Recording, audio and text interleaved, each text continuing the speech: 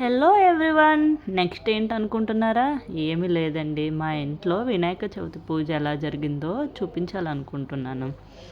ఇవేమో ఉండ్రాలు. నేనైతే ఫస్ట్ టైం చాలా బాగా చేశాను అనిపించింది. మాకు పెళ్ళై 5 సంవత్సరాలు అయింది. ఎప్పుడూ ఉండ్రాలు ఇంత నీట్గా మంచిగా రాలేదు.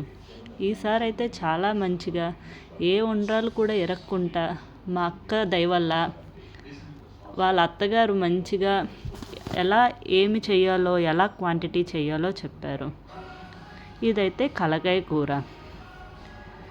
ఇదేమో ఏదో మోదక్లాగా ట్రై చేద్దాం అనుకున్నాను. అలా అనుకునే ప్రారంభించాను. కానీ అది చేస్తున్నప్పుడు మాత్రం అది మోదక్ అవ్వలేదు, కానీ ఏదో అయితే అయ్యింది. ఏదైతే ఏంటి, దేవుడు తినడు కదా, మనమే తినాలి కదా అని ఆపకుండా కంటిన్యూ చేసి అదైతే దేవుడికి ప్రసాదాలు పెట్టాను. ఆ తర్వాత రాత్రే మేము మొత్తం ఇలా డెకరేషన్ చేసేసి వినాయకుడికి మొత్తం సిద్ధం చేసాం పూజకి. మా పాప అయితే క్యూట్గా రెడీ అయిపోయి దీపం పెట్టి పూజను మాత్రం స్టార్ట్ చేసింది.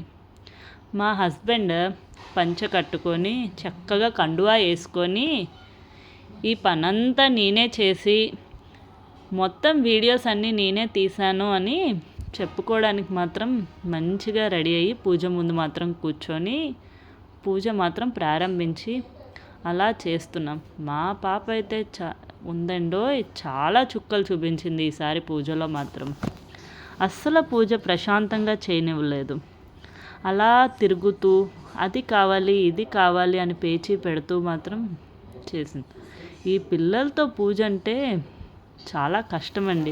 అది చిన్న పిల్లలతో పూజ అంటే అన్నీ మేమే చేస్తాం, మీరేమీ చెయ్యొద్దు అని ఆ హెల్ప్ కావాలి ఈ హెల్ప్ కావాలని అనేది.